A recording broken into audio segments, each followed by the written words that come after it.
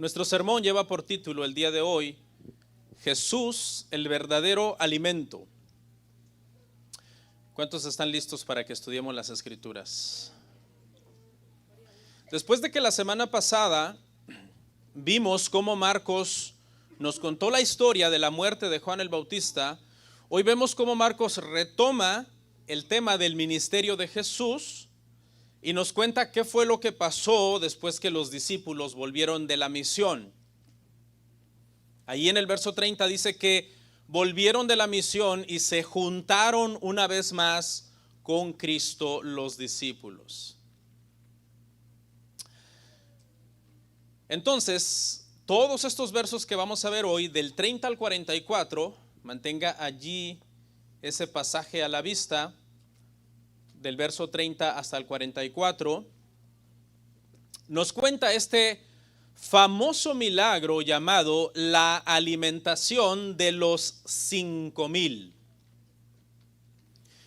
Hay que señalar, hermanos, que de los muchos milagros que nuestro Señor Jesucristo llevó a cabo, o de los muchos milagros que ocurrieron en el ministerio de Jesús, solo hay 2 milagros que se cuentan en los 4 evangelios. El primero de esos milagros es el milagro de la resurrección. Ese es el primero. Y el segundo que encontramos en los 4 evangelios, hermanos, es este milagro de la alimentación de los 5,000. Así que este acontecimiento que vamos a estudiar el día de hoy debe de ser importante, como para que los 4 evangelistas lo hayan considerado especial para ellos y lo hayan incluido todos los 4 en los relatos de ellos. Lo podemos encontrar en los 4 evangelios. Sin embargo, hermanos, esto es más que un milagro en donde vemos una demostración del poder de Jesús. También es una demostración de su misericordia, del tierno cuidado que Él tiene por los demás. Vemos en este pasaje a nuestro Señor Jesucristo dando descanso a sus discípulos que estaban muy cansados, y lo vemos también proveyendo comida para una multitud de personas que estaban hambrientas. Es un pasaje donde podemos verlo al Señor en diferentes facetas. Lo podemos ver, número 1, como un buen maestro que tiene cuidado de sus discípulos. También lo podemos ver como un buen pastor que tiene cuidado de las ovejas errantes. Pero también este pasaje habla en sí de cómo Jesús es el verdadero pan de vida. Detrás de estos títulos, hermano, que de repente encontramos en estos pasajes como la alimentación de los 5,000, se esconde en sí un mensaje cristológico. Y eso es lo que nosotros tratamos siempre de encontrar en estos pasajes. Más allá de una mera historia, tratamos de encontrar qué es lo que estos pasajes nos hablan sobre Cristo. Entonces, tomando eso en cuenta, hermanos, vamos a ver nuestro sermón bajo 3 puntos muy sencillos. El primero, Jesús, el buen maestro. Verso 30 al 32. Punto 2, Jesús el buen pastor, verso 33 al 34. Y punto 3, Jesús el pan de vida, verso 35 al 44. Esa será nuestra sección más larga. Veamos a Jesús entonces, hermanos, como el buen maestro en el punto número 1, y vamos a leer una vez más del verso 30, pero ahora vamos a continuar hasta el 32. Por favor, sígame ahí con su vista. Dice así. Dice, entonces los apóstoles se juntaron con Jesús y le contaron todo lo que habían hecho y lo que habían enseñado. Él les dijo, venid vosotros aparte a un lugar desierto y descansad un poco. Porque eran muchos los que iban y venían, de manera que ni aún tenían tiempo para comer. Y se fueron solos en una barca a un lugar desierto. Acuérdense, este punto número 1 es Jesús el buen maestro. Y lo que vemos aquí a Jesús es siendo consciente del cansancio y del hambre con la que sus discípulos vuelven de la misión y el cuidado que Él les quiere proveer en este momento. El verso 30 dice: entonces los apóstoles se juntaron con Jesús y le contaron todo lo que habían hecho y todo lo que habían enseñado. Acuérdese que los apóstoles se fueron a una misión. Marcos capítulo 6, versículos 7 al 13. Se fueron a una misión. El Señor los envió de dos en dos. Ya vimos ese pasaje verso a verso y lo analizamos. Marcos nos está indicando aquí entonces que después de esta misión, los apóstoles se juntan una vez más con Cristo. Marcos no dice cuánto tiempo duró la misión. Sin embargo, dicen los estudiosos que es probable que esta misión haya durado muchos días. Uno la lee, ¿verdad? Y te toma 3 minutos pasar de un verso a otro y piensas que ya regresaron. Pero los estudiosos dicen que pudo haber durado incluso semanas esta misión, donde los apóstoles estuvieron entonces por una larga gira ministerial por toda esta región de Galilea, que fue la región a la que el Señor los mandó. ¿Qué estuvieron haciendo los apóstoles en esta misión? Ya lo vimos en Marcos capítulo 6, verso 12 al 13, dice que estuvieron sanando a los enfermos, echando fuera demonios, predicando el evangelio, enseñando el mensaje del arrepentimiento, que era precisamente las cosas a las que Cristo los había mandado. En pocas palabras, estuvieron haciendo, escuche, lo que se les mandó. Imagínense en esta escena, hermano, a los apóstoles, seguramente estaban muy emocionados, contándole a su maestro los detalles de la misión, como los enfermos fueron sanados. Señor, fíjate que le puse las manos a alguien encima, tenía una enfermedad incurable y en ese momento fue sano. Y nos dijo, soy sano. Imagínense la emoción, hermano, de contar cómo liberaron a alguien que había estado poseído por un demonio por mucho tiempo y que lo había estado atormentando. Pero sobre todo, imagínense la emoción de decirle, fíjate, Señor, que llegó alguien que era muy escéptico, no creía, le predicamos, lo llamamos al arrepentimiento y creyó. Y ahora cree y es un cristiano. ¿Cómo habían logrado todo eso? Marcos ya nos enseñó que el Señor les había dado una autoridad y un poder especial para sanar a los enfermos, echar fuera a los demonios y predicar el evangelio. Entre paréntesis podemos ver aquí una enseñanza para nosotros, hermanos, los que somos ministros, de cómo nosotros tenemos que dar cuentas al Señor de lo que nosotros hacemos. Porque si usted lo ve, eso es lo que están haciendo los apóstoles. De alguna manera están contándole lo que hicieron y lo que enseñaron. Fíjate, Señor, fuimos a tal lado. O sea, cómo usaron el tiempo que duró la misión. Cómo usaron el poder y la autoridad que el Señor les había dado para la misión. Cómo usaron los dones que el Señor le había dado. Los ministros del Señor no somos, hermano, autónomos. No nos mandamos a nosotros mismos. Nosotros tenemos que hacer como ministros lo que el Señor nos manda. Usar los dones, el poder y la autoridad que Él nos ha dado para poder servir al Señor. Le informaron de todo. El ministro fiel debe de ser así como los apóstoles. Debe de presentarse al Señor en oración y decirle, Señor, así es como estoy usando el tiempo, leo tu palabra, oro, voy a tu casa, te sirvo, amo a los demás, amo tu palabra, amo la iglesia, amo que las personas se conviertan.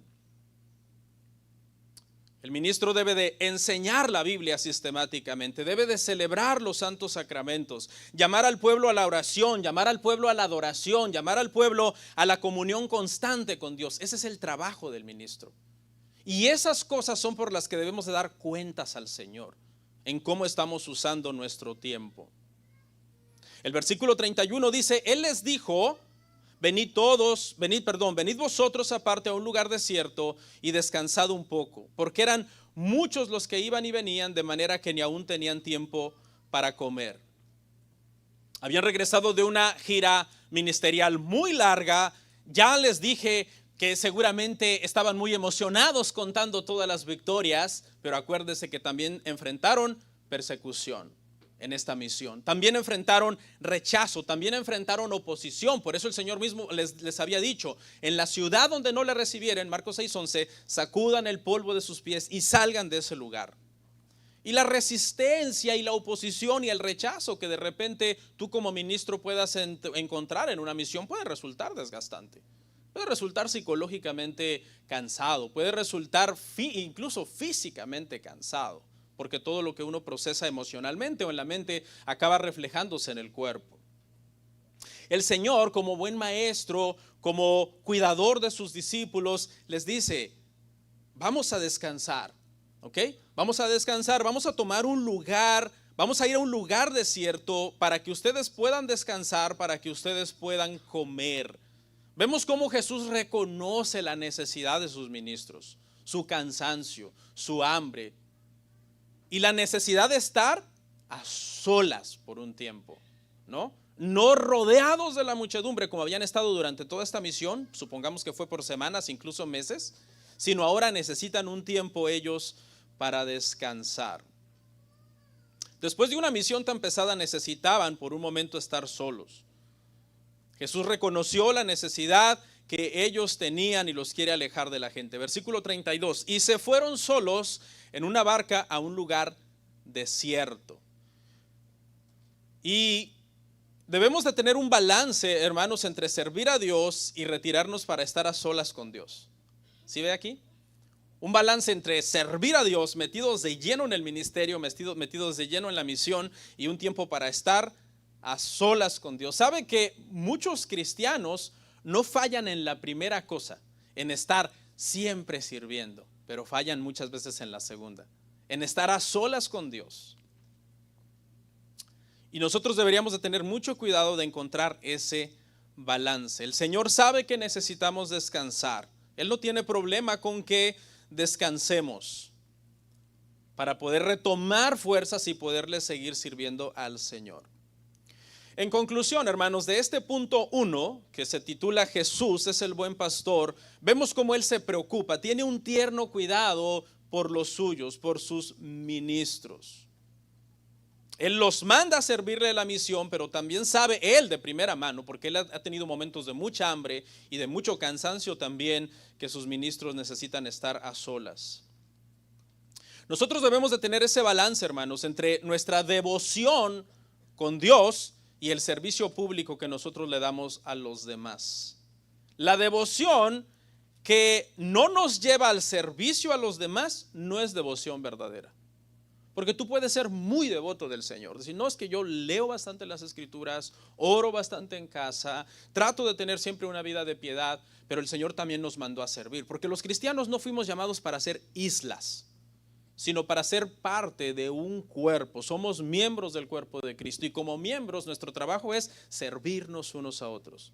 ¿De dónde tomó esta analogía el Señor Jesucristo o Pablo en su defecto? Del cuerpo humano, ¿no? Como el ojo sirve al cuerpo, el oído sirve al cuerpo, la mano sirve al cuerpo. Los miembros se sirven unos a otros. Entonces, retomo, la devoción que no nos lleva al servicio a los demás no es devoción verdadera. Y el servicio a los demás que no proviene de una devoción verdadera no es verdadero servicio. Es un show. Porque si tu servicio no proviene de una devoción verdadera, de tu tiempo a solas con Dios, del amor que tú tienes por Dios, entonces ¿cuál amor estás profesando al servir a los demás? Si las Escrituras nos enseñan claramente que el que no ama a su hermano es un mentiroso cuando dice que ama a Dios. Por eso no podemos funcionar como islas, hermanos. Necesitamos por fuerza tener una vida activa dentro de nuestra congregación.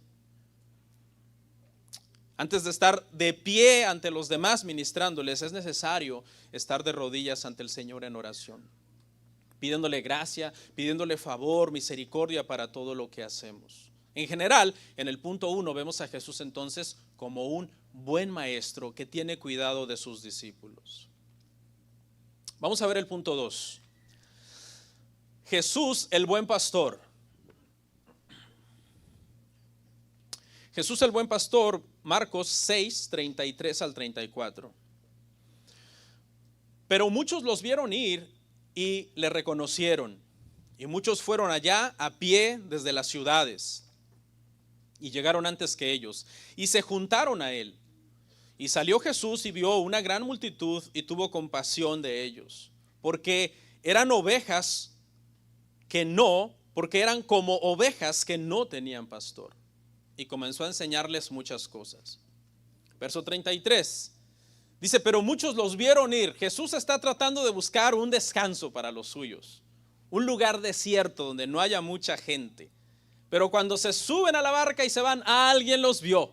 Allá van, ese es Jesús y sus discípulos. Los vieron irse.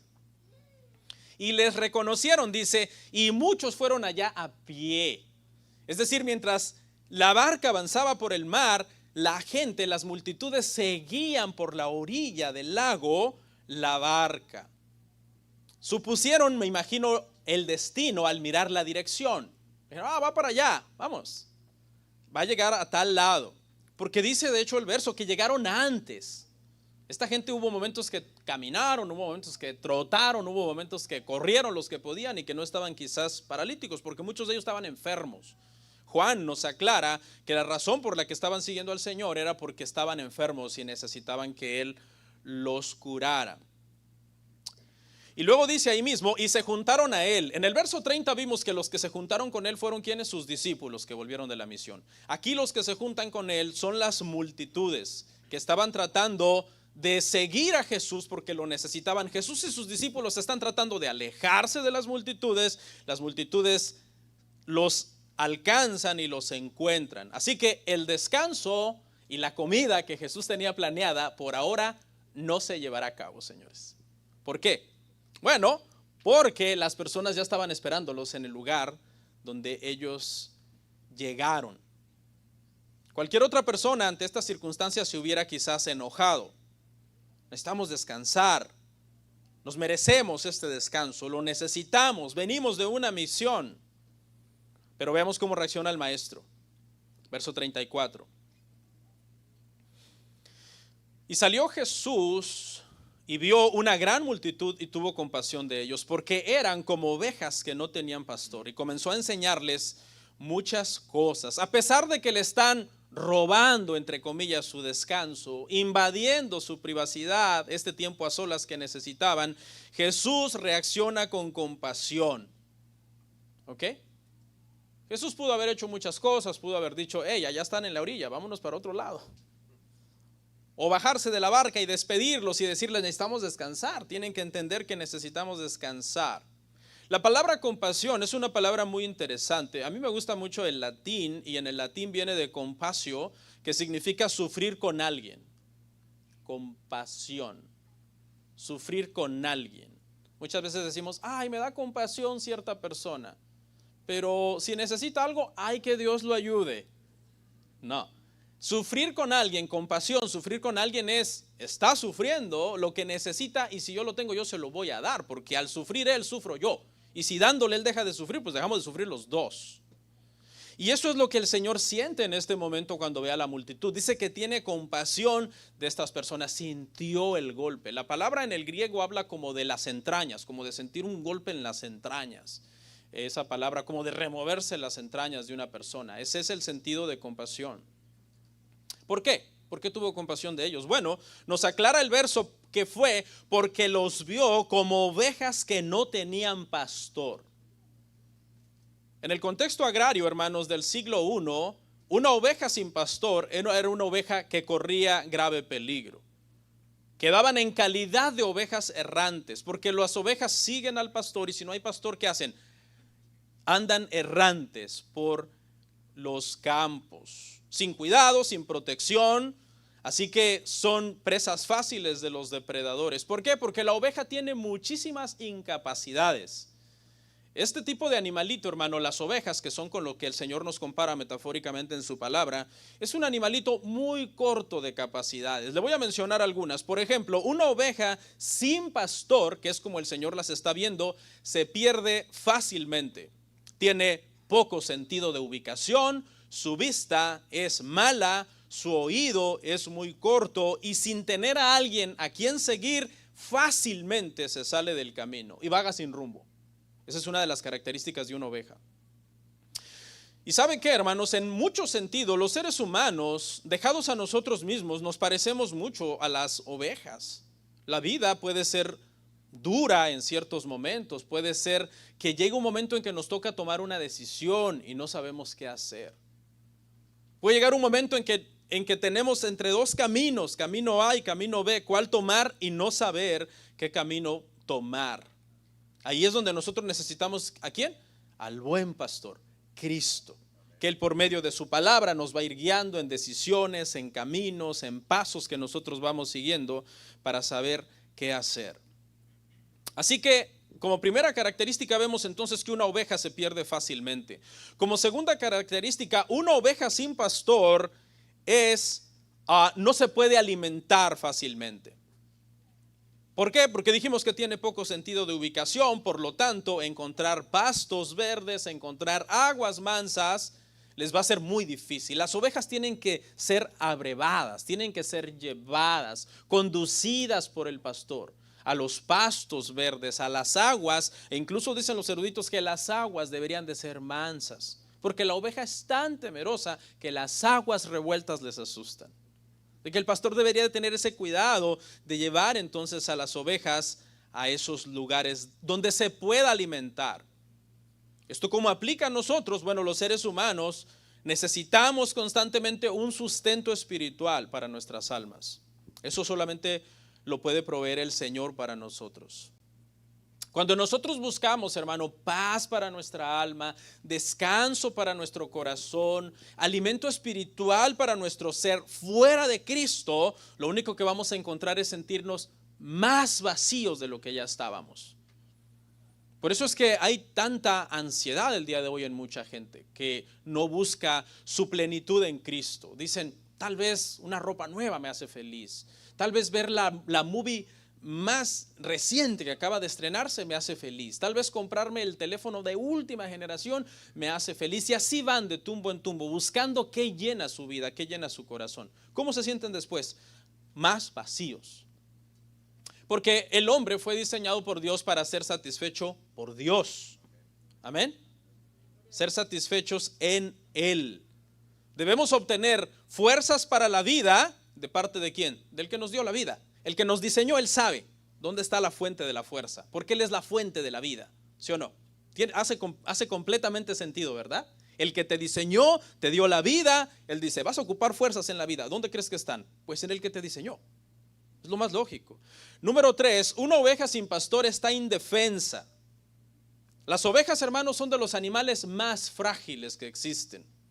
Sus patas son frágiles, se rompen fácilmente. No tienen garras, no tienen colmillos, no son rápidas. Una oveja es fácil de atrapar y robarla. Un depredador fácil la puede destruir. No tiene defensa. Necesita al pastor. Nosotros igual. Nosotros necesitamos al Señor. Vivimos en un mundo, hermanos, tan difícil, tan hostil, lleno de tantas cosas que van en contra de la palabra del Señor, que necesitamos a este pastor, necesitamos a Jesús. Con Él estamos a salvo. Con Él sin Él estamos en grave peligro, hermanos. Número 4, una oveja sin pastor muere por la suciedad. Las ovejas, hermano, por naturaleza producen demasiada lana y el exceso de lana les causa muchísimos problemas. Uno de los primeros problemas es que les cubre los ojos. Y si tienen los ojos cubiertos de lana, pues fácilmente se van a quedar sin visión para poder moverse, ¿no? El exceso de lana puede hacer que fácilmente se atoren en un arbusto, en un pasadizo muy angosto, o incluso que cuando se caigan y quedan con las patas para arriba, no se puedan levantar. Alguien tiene que venir y levantarlas. Son muy propensas a infecciones. La suciedad es algo que destruye a las ovejas. Necesitan un pastor que las cuide, que les limpie sus ojos, que les limpie sus orejas, que les corte la lana, que esté constantemente al cuidado de ellas, que las desinfecte, que las proteja. No somos muy diferentes en este sentido nosotros, porque igual cuando vamos por el mundo hay cosas que se nos van pegando, ¿no? Hay cosas que se nos pueden pegar a nosotros, mañas, ideologías peligrosas, caer, sucumbir fácilmente a la tentación, al pecado, que nos acaba ensuciando. Después viene el diablo y te dice, ni vayas delante de Dios porque no te quiere ver. ¿Ves lo que hiciste? Pero entonces, ¿qué necesitamos? Constantemente ir al sanatorio del buen pastor. Si, Señor, aquí vengo, mira, mis patitas están un poco sucias. Fíjate que a veces, Señor, ¿cómo me cuesta ver? Y no estoy hablando literalmente, sino estoy hablando poéticamente. ¿Cómo me cuesta ver lo que debo de hacer, lo que es correcto? Siempre estoy ahí viendo lo malo. Ayúdame a ver tu bien, tu misericordia, tu bondad. tu cuidado de mí, porque a veces siempre estamos viendo lo malo que nos pasa, ¿verdad? En lugar de levantarnos por la mañana y decir, gracias Dios por la vida, nos levantamos muchas veces y podemos tener una actitud pesimista, ¿no? Decir, ay, otra vez, aquí vamos otra vez. Entonces, también nuestro oído, ¿no? Señor, límpiame el oído, porque tantos mensajes que he oído en este año, Señor, no me entra, Señor. Creo que ya una infección tipo oveja me agarró aquí y no estoy entendiendo. ¿Y qué hacía? Dice el Señor ahí en la última parte del verso 34. Y les enseñaba muchas cosas. Les enseñaba muchas cosas. El Señor los ve como ovejas que no tienen pastor. Y lo primero que Jesús les da es dirección. Las ovejas necesitan dirección. Amén. Por Lucas 9:11 sabemos que también los curó, también los sanó de sus enfermedades. Pero aquí Marcos nos dice como que la prioridad es la enseñanza. Marcos ni nos menciona que los curó. Sí los curó, Lucas no lo dice, los pasajes paralelos nos dice, los sanó. Pero Marcos dice, y les enseñaba muchas cosas. Porque acuérdese, hermano, que la prioridad es la enseñanza. Más allá de un milagro terrenal, que son buenos y muchas veces necesarios, pero la enseñanza es primordial. Los cura para demostrarles que el mensaje es verdadero. Que así como tiene poder para sanarlos de una enfermedad, tiene poder espiritual para salvar su alma. Así que la sanidad física que Jesús proporcionaba, mientras estaba limitada solo a esta vida, la enseñanza que les daba tiene beneficios, hermanos, de vida eterna para nosotros. Conclusión del punto 2. ¿Cómo se llamó nuestro punto 2? Jesús es el buen pastor. ¿Cuál es la conclusión de este punto? Todo parece indicar, hermanos, que cuando Jesús dijo que vio a esta multitud como ovejas que no tenían pastor, Jesús, que conocía muy bien la Escritura, Jesús tiene en mente un pasaje del Antiguo Testamento. ¿Y sabe qué pasaje es? Ezequiel 34. Todo parece indicar que ese es el pasaje que tiene en mente. ¿Por qué? Porque en la profecía de Ezequiel 34 hay una acusación en contra de los pastores que no cuidaban las ovejas. Y que por eso las ovejas andaban errantes como ovejas sin pastor. ¿Y sabe qué? No las cuidaban, las abusaban. Vamos a ver 3 citas en Ezequiel. Primero 34:2. Hijo de hombre, profetiza contra los pastores de Israel, profetiza y di a los pastores, así ha dicho Jehová el Señor, ay de los pastores de Israel que se apacientan a sí mismos. Pregunta, dice ahí, ¿no apacientan los pastores a los rebaños? Aquí, hermano, la palabra pastores aquí no se refiere al contexto de un pastor de iglesia, porque no habían iglesias en Israel en ese entonces. Se refiere a los líderes religiosos, incluso a los gobernantes, a los reyes, que abusaban del pueblo, no cuidaban a las ovejas. La gente estaba sufriendo porque en algún sentido estaban como ovejas sin pastor. En lugar de ayudar a la gente, abusaban a la gente. Para los tiempos de Jesús, Jesús acusó a los escribas y fariseos de robar a las viudas, de extorsionar incluso a los huérfanos y abusar de los pobres. ¿Dónde hemos visto eso, verdad?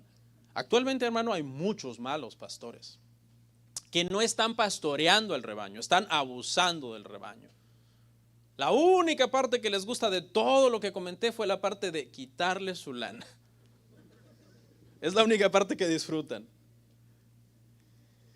Mire lo que dice el verso 5, Ezequiel 34:5, ahí mismo, mismo capítulo, solo unos versos más adelante. Y andan errantes por falta de pastor, y son presa de todas las fieras del campo y se han dispersado. Este es el grupo de gente a la que Jesús va a ministrar ahora. Es la gente que andan sin pastor en Israel porque los líderes religiosos que deben de estarlos cuidando de que las ovejas estén bien, se están engordando ellos de las ovejas. Y esa es la palabra literal que se usa muchas veces cuando se reprende a los pastores. O vayan a acusar de gordofobia. Pero, buenas noticias. Porque en ese mismo capítulo el Señor les promete que les iba a dar un buen pastor. Vea conmigo el verso 23, Ezequiel 34:23. Y levantaré sobre ellas a un pastor, y él las apacentará. ¿A quién? A mi siervo David. Él las apacentará y él les será por pastor. Usted sabe que aquí David ya ha muerto muchos años antes. ¿Que lo va a traer el Señor otra vez a David entre los muertos? No. ¿Sabe quién es este David? Este David es el Señor Jesucristo, el verdadero David. ¿No? El verdadero Rey de Reyes, el verdadero Rey eterno. Y ese entonces es el que está aquí cuidando a las ovejas. ¿Sí ve?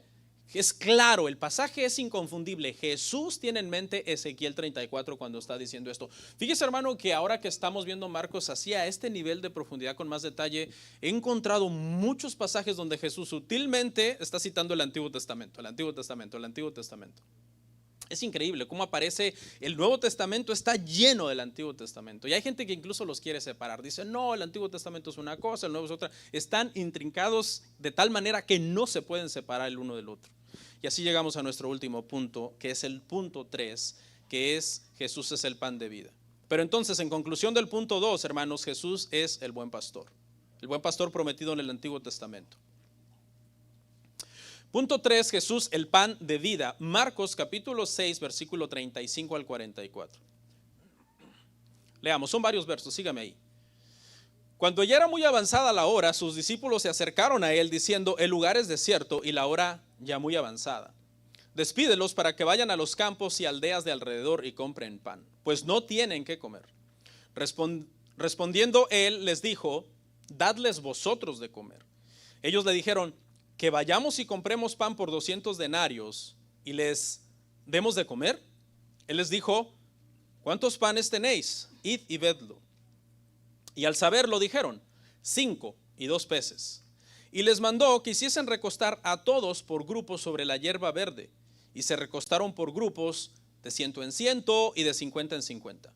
Entonces tomó los 5 panes y los 2 peces y levantando los ojos al cielo, bendijo. Y partió los panes y dio a sus discípulos para que los pusiesen delante. Y repartió los 2 peces entre todos. Y comieron todos y se saciaron. Y recogieron de los pedazos 12 cestas llenas y de lo que sobró de los peces. Y los que comieron eran 5,000 hombres. Este pasaje, hermanos, habla de que Jesús es el pan de vida. Marcos no nos los deja tan claro. Juan lo deja exactamente claro. Que Jesús está haciendo referencia a cuando Moisés dio el maná en el desierto. Lo puede leer en su casa, curiosamente es el mismo capítulo, Juan 6, diferente libro pero mismo capítulo 6. Vamos a ir verso a verso, verso 35. Cuando ya era muy avanzada la hora, sus discípulos se acercaron a él diciendo, el lugar es desierto y la hora muy avanzada. Aquí Mateo capítulo 14 verso 15 nos aclara que está anocheciendo. Marcos solamente nos dice la hora era muy avanzada. Mateo nos aclara está ya cayendo la noche. Estuvo larga la prédica, hermanos. ¿No? No, hoy se pasa uno de 45 minutos, 50 minutos y ya todos están acalambrados, nos duele todo, más a los viejitos como yo. Ya solo aguanto un sermón, mi espalda solamente aguanta un sermón de 45 minutos. No, pero esta prédica estuvo larga, ¿no? No sabemos exactamente a qué horas fue que se juntaron con Jesús, pero ya era de noche. Un sermón bien sustancioso, aparte de todas las curaciones que el Señor hizo. Qué hermoso habría sido haber estado en nuestras reuniones, hermano. Llegar ahí bien malo y que el Señor te sane. Qué rico. Después que se completó esta enseñanza, hermanos, que estuvo un poco larga, los discípulos vinieron a Jesús y determinaron por el tiempo la gente debe de tener hambre. Es que los discípulos también tenían hambre, ¿se acuerdan? Porque ellos todavía no han comido. El Señor los llevó a comer a un lado y no han comido. Yo creo que Pedro dijo, díganle al maestro que los demás tienen hambre, que ese soy yo, ¿no? Verso 36. Despídelos para que vayan a los campos y aldeas de alrededor y compren pan, pues no tienen que comer. ¡Wow! Es natural que quieran que la multitud se vaya porque ellos también tienen hambre. Es natural que quieren que la multitud se vaya porque ellos también quieren descansar. Lo que no esperaban era la respuesta de Jesús. Una respuesta que si Juan no nos la aclara, nos deja perdidos. Porque en el verso 37, mire lo que el Señor les responde. Respondiendo él, les dijo, dadles vosotros de comer. Ellos le dijeron, que vayamos y compremos pan por 200 denarios y les demos de comer. Fue una respuesta sorprendente de parte del Señor. Denles ustedes de comer. Juan nos aclara por qué les está diciendo esto. Y Juan nos dice que está probando la fe de los discípulos. Veamos Juan capítulo 6, versos 5 al 7. Juan 6, 5 al 7. Cuando alzó Jesús los ojos y vio que había venido a él gran multitud, dijo a Felipe, ¿de dónde compraremos pan para que coman estos? Pero esto decía para probarle, porque él sabía lo que había de hacer. Felipe le respondió, 200 denarios de pan no bastarían para que cada uno de ellos tomase un poco. ¿Por qué Jesús hace esta pregunta, verdad? Él ya sabe qué les va a dar de comer a esta gente. Porque no hay forma humana de darles de comer. ¿Sabe por qué Jesús hace la pregunta, hermano? Porque Jesús quiere que los discípulos analicen bien el problema en el que están metidos, bien el dilema y que lleguen a la siguiente conclusión. Antes de Jesús darle de comer a la gente, Jesús quiere que los discípulos mediten y digan, humanamente es imposible. Ya cuando ellos llegaran a esa conclusión, humanamente es imposible, ahora es que el Señor va a actuar. Por eso es que les hace esa pregunta. Por eso es que Andrés responde. Andrés dice, 200 denarios de pan no bastarían para que cada uno tomase un poco. Si ve, ya Andrés está razonando. ¿Cuánto tenemos en los fondos? ¿Cuánta gente es? ¿Cuánto cuesta el pan? Están haciendo matemáticas en su mente y llegan a la conclusión de que no se puede. Aquí hay dos posturas, aclaro rapidito. Hay gente que cree que este dinero es una suposición, que simplemente Andrés está diciendo, incluso si tuviéramos 200 denarios no alcanzaría, pero que no los tenían. Y hay gente que dice que es el dinero que está en la caja de ofrendas y que posiblemente estaba en las manos de Judas. Yo me inclino a pensar que es el dinero que tienen en caja y que Judas lo tiene. Es mi inclinación. Usted puede decir que es algo que simplemente Andrés está suponiendo. 200 denarios, hermano, equivaldrían en aquel entonces más o menos, poco más, poco menos al salario de medio año de trabajo para un hombre. Era bastante dinero, el salario de medio año más o menos de un hombre. Así que humanamente hablando, tomando en cuenta la cantidad de dinero, tomando en cuenta la cantidad de personas, tomando en cuenta el precio del pan, el problema parecía insuperable humanamente hablando. Pero ¿y por qué Andrés no dijo, Señor, 200 denarios no alcanzan, pero tú puedes hacerlo? ¿Sí ve? ¿Qué pasó? Por un momento el problema ofuscó la mente de los discípulos. Dijeron, no se puede. Aunque ya habían visto a Jesús, ¿verdad? Traer muertos a la vida y crear miembros, restaurar miembros que estaban completamente muertos y hacer cosas extraordinarias como darle una orden al mar que se callara. Están enfocados en el problema, y cuando están enfocados en el problema y en buscarle una solución humana al problema, descartan la intervención divina. Y eso nos puede pasar muchas veces.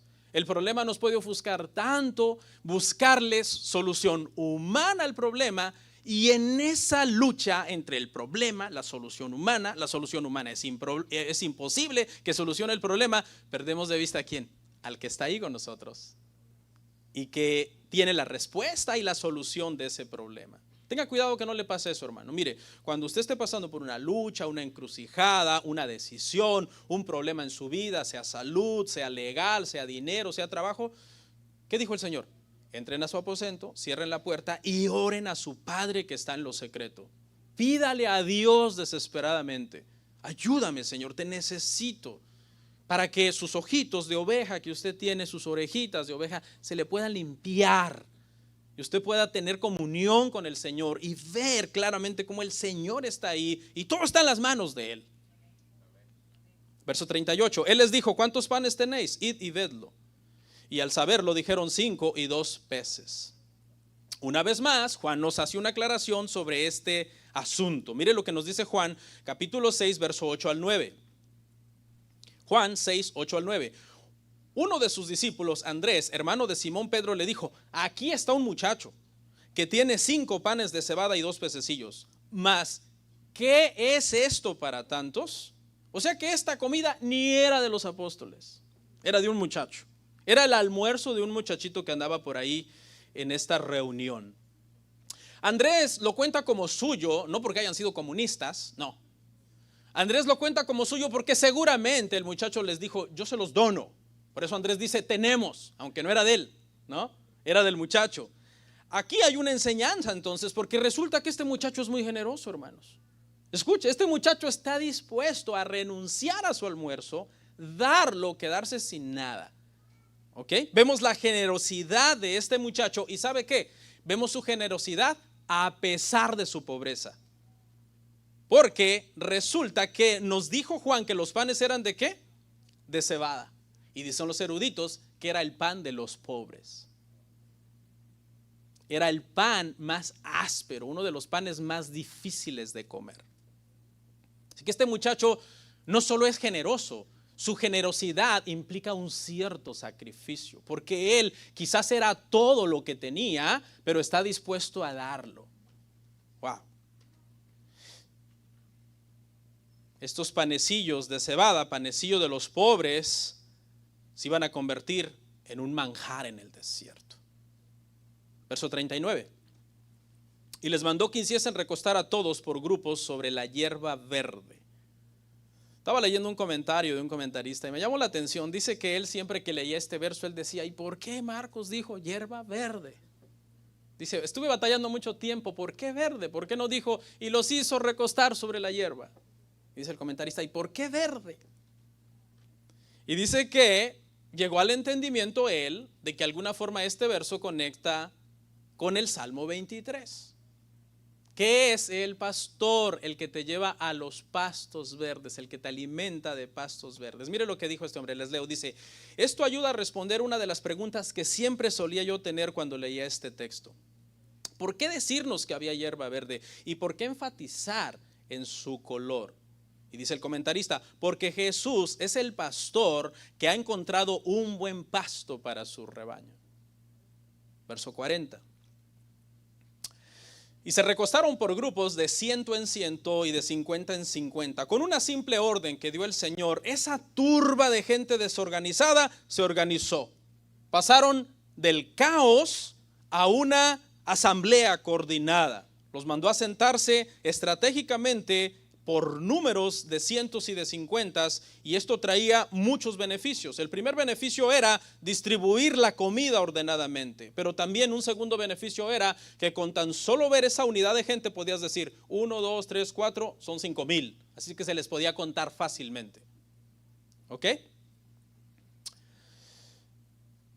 Y dice un comentarista, este pasaje trae a mente aquel pasaje donde Moisés, para poder juzgar al pueblo, también los organiza por millares, por centenas, por cincuentenas y por decenas. En Éxodo capítulo 18, verso 21 al 25. ¿Qué le parece? Este es el verdadero Moisés, ¿no? El verdadero profeta, el verdadero pastor del Salmo 23. Vemos tantos paralelos en este pasaje. Jesús superando un personaje, ya sea un profeta obviamente, o un siervo de Dios del Antiguo Testamento. Verso 41, entonces tomó los 5 panes y los 2 peces, y levantando los ojos al cielo, bendijo y partió los panes, y dio a sus discípulos para que lo pusiesen delante, y repartió los 2 peces entre todos. De lo poco, 5 panes y 2 peces, y de lo sencillo de cebada, pan pobre, el Señor hizo una comida, hermanos, que se convirtió en un banquete para todas las personas que estaban aquí. No parecía gran cosa, 5 panes y 2 peces, pero es que lo que en nuestras manos humanas no parece gran cosa, en las manos del Señor es otra cosa. ¿Sí o no? ¿Verdad? Me llama fuertemente la palabra bendijo. Si uno lee rápido el verso, tú puedes entender como que bendijo los alimentos, pero no dice exactamente eso. Los comentaristas dicen que bendijo al Padre, a Dios, como agarrando el pan, los peces, te bendigo a Dios. Wow, la enseñanza del Señor, hermano. Y con esto no quiero decir que no ore por sus alimentos, ore por sus alimentos. Pero está reconociendo cómo todo viene de Dios. Incluso el Hijo, el Todopoderoso, reconoce la provisión del Padre en su vida. Recursos ordinarios, el Señor los convierte en extraordinarios. No hay explicación humana, Marcos no se detiene. Marcos nos dice, y miren, pues resulta que de los 5 panes los partía y cada mitad se volvió un pan entero. No hay explicación, ¿no? Los de la teología liberal en el siglo XIX que comenzaron a negar los milagros, dijeron que Jesús estaba cerca de una cueva y que de esa cueva habían canastas llenas de pan y que de ahí el Señor los sacaba por abajo de su manto y parecía como que era un milagro, y por eso los evangelistas dijeron que era un milagro, pero que realmente no hay milagros, ¿no? La teología liberal enseña eso, no creen en lo sobrenatural del evangelio. Marcos no se detiene a darnos ninguna explicación, simple y sencillamente porque cosas como estas no tienen explicación. Son cosas que van más allá de lo natural, que el Señor hace a través de su poder. Lo que sí nos dice Marcos en el versículo 42 es que y comieron todos y se saciaron. Acuérdese, son miles de personas y son miles de personas hambrientos, ¿eh? No son personas que dicen, Jesús, fíjate que estamos llenos. No, son personas hambrientas porque los discípulos determinaron eso ya. Esta gente tiene hambre, que se vayan a comer. La palabra que se usa aquí para saciar, hermano, viene de la cría de animales de engorda. ¿Y sabe qué se refiere? Que se hartaron, en un sentido. En un sentido se podría decir que se hartaron, ¿no? Que comieron, hermano, hasta decir, no más. No es que dijeron, hey, tengamos cuidado, no abusemos, porque a Jesús le está costando mucho multiplicarlo, así que poquito, porque está bendito. No, comieron, hermano, hasta que dijeron, basta, no más. Pedro ahí venía con una canasta de pan y más pescado. Algún señor que estaba ahí le dijo, no, ya no, Pedro, más, no, ya no. Como cuando vas a un cumpleaños aquí con los hermanos y te quieren mandar rodando a tu casa, ¿no? Más, pastor, ya no, hermano, por favor. Los 200 denarios, más de medio año de salario de un hombre, no era suficiente ni para un bocadillo para cada persona. Cristo les dio hasta que ya no podían más. Como aquella gente en el desierto que el Señor dijo, les daré carne hasta que les salga por las narices, ¿no? Versículo 43, y recogieron de los pedazos 12 cestas llenas y de lo que sobró de los peces. Este pasaje parece un recuento matemático. Si usted agarra un highlighter, marque toda la numerología que menciona este pasaje, que 200 denarios, 5 panes, 2 peces, 5,000 hombres, 12 cestas, como que es una cuestión matemática pareciera este pasaje, ¿no? Las matemáticas de Dios muchas veces pueden resultar increíbles para nosotros, porque 5 panes, 2 peces alimentaron a 5,000 hombres y sobraron 12 canastas llenas. Y que fueran 12 obviamente no es coincidencia, porque sabe que hay 12 personas muertos de hambre en el ministerio. ¿Quiénes son? Los apóstoles. Tienen un hambre atrasada, hermano, ya de todo el día. Así que les sobra una canasta para que todos ellos coman, hermano. Imagínense la emoción cuando ya todo el mundo se fue y por fin los apóstoles se sentaron cada uno con su canasta, ¿no? En su momento, Eliseo alimentó a 100 hombres con 20 panes. Dice que el siervo le dijo, hay 100 hombres y 20 panes, no alcanza, no se van a llenar.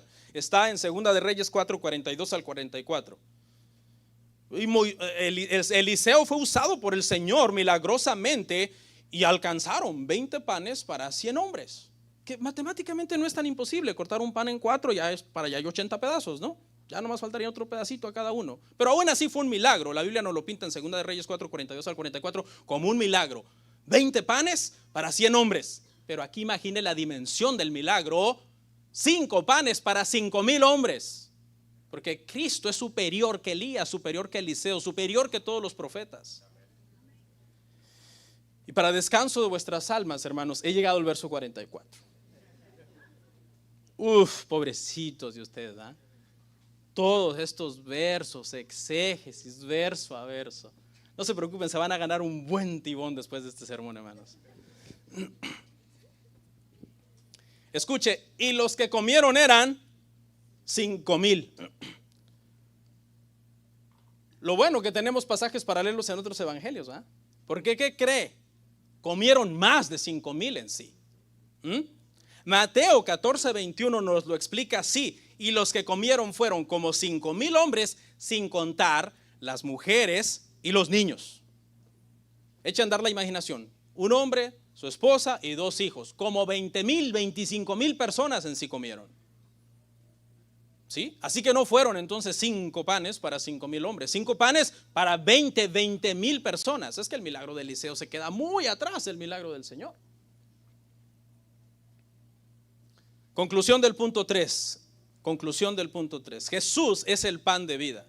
El milagro, hermanos, fue tan extraordinario. Por eso es que está en los 4 evangelios juntamente con la resurrección, que la gente lo quiso coronar rey. Mire cómo nos lo cuenta Juan 6, 14 al 15. Aquellos hombres entonces, viendo la señal que Jesús había hecho, dijeron, este verdaderamente es el profeta que había de venir al mundo. ¿Quién es ese profeta? Deuteronomio capítulo 18. ¿Sí ve? Está lleno los evangelios del Antiguo Testamento. que había de venir al mundo, pero entendiendo Jesús que iban a venir para apoderarse de él y hacerle rey, volvió a retirarse al monte él solo. Aquí estaba un hombre, tenía poder ilimitado para alimentar a miles. ¿Qué dijo la gente? La gente dijo, seguramente tiene poder entonces para derrocar a Herodes, que acababa de matar a Juan, tomar el poder y ser nuestro rey, proveernos todo lo que nosotros necesitamos. Pero ¿sabe qué? Era un interés mezquino y egoísta. Querían un rey para la nación, pero no querían un rey para su corazón. Por eso es que Jesús no se deja coronar rey, porque él sabe que lo están buscando. ¿Por qué? Por la comida. De hecho, Juan capítulo 6, verso 26 al 27 dice que van a buscar a Jesús una vez más. Danos de comer, y el Señor les dice, ustedes me buscan porque les di de comer. Trabajen no por la comida que perece, sino por la comida que a vida eterna permanece. ¿Y saben quién era esa comida de la que le estaba hablando el Señor? Él mismo era esa comida, Él. Porque ellos lo estaban siguiendo diciendo, es el profeta de Deuteronomio. Moisés les había dado el maná del cielo, dijeron ellos. Y el Señor les dijo, no os dio Moisés el maná del cielo. Fue Dios que se lo dio. Pero aquí yo les digo algo, yo soy el verdadero pan que descendió del cielo. Pero a él no lo querían en ese aspecto. Lo querían para ayúdame, dame lo que yo necesito. Pero yo no me quiero entregar a ti reconociendo que tú eres el pan de vida. Vamos a concluir, hermanos, entonces este sermón. Marcos capítulo 6, verso 30 al 44. Todos estos versos que vimos hoy. Hay algo muy interesante. Por lo menos 4 mensajes podemos encontrar en este pasaje para nosotros, hermano. 4 mensajes. El primer mensaje es que al sobrar 12 canastas era suficiente para cada apóstol. Y con esto Jesús estaba proveyendo para que ellos tuvieran comida por varios días. ¿Qué les estaba mostrando aquí? Su cuidado, ¿verdad? ¿Se acuerda el cuidado que les quiso proveer desde un principio que volvieron de la misión? Jesús al darle 12 canastas a cada uno le está diciendo, yo tengo cuidado de ustedes. El segundo mensaje es que al darles una canasta a cada uno, estaba diciendo, ustedes pensaron que era humanamente imposible con 5 panes y 2 peces alimentar a toda esta gente. Pero miren, sobró hasta para ustedes. Así es que tienen que tener más fe en mi poder. El tercer mensaje es que acuérdese que en el ministerio no son 12, en el ministerio son 13. ¿Quién es el número 13? Jesús. Jesús no hizo una canasta de pan extra para él. ¿Qué tenían que hacer los apóstoles? Compartir su pan con Jesús. Y por lo tanto los estaba llamando a la generosidad. Y el cuarto mensaje es claro. Jesús se está comparando con el maná que Dios dio en el desierto a los israelitas. Era un maná que duró 40 años en ese peregrinaje por el desierto. Y todo ese maná apuntaba que un día Cristo vendría, Cristo sería el verdadero pan, el verdadero alimento, el verdadero sustento que toda persona necesita para el peregrinaje en este mundo. 4 mensajes entonces. El primero, cuidado de ellos. El segundo, el poder para hacer las cosas que Él puede hacer. El tercero, llamarlos a la generosidad para que compartan con los demás. Y el cuarto, decirles yo soy el verdadero alimento que todo ser humano necesita. Solamente me resta decirles, hermanos, que todo el pan que el mundo nos ofrece son sobras comparadas con Cristo, el alimento que Dios nos da. Lo más necio que nosotros podemos hacer es cambiar este banquete que es Cristo por las migajas que nos ofrece el mundo. Vamos a orar.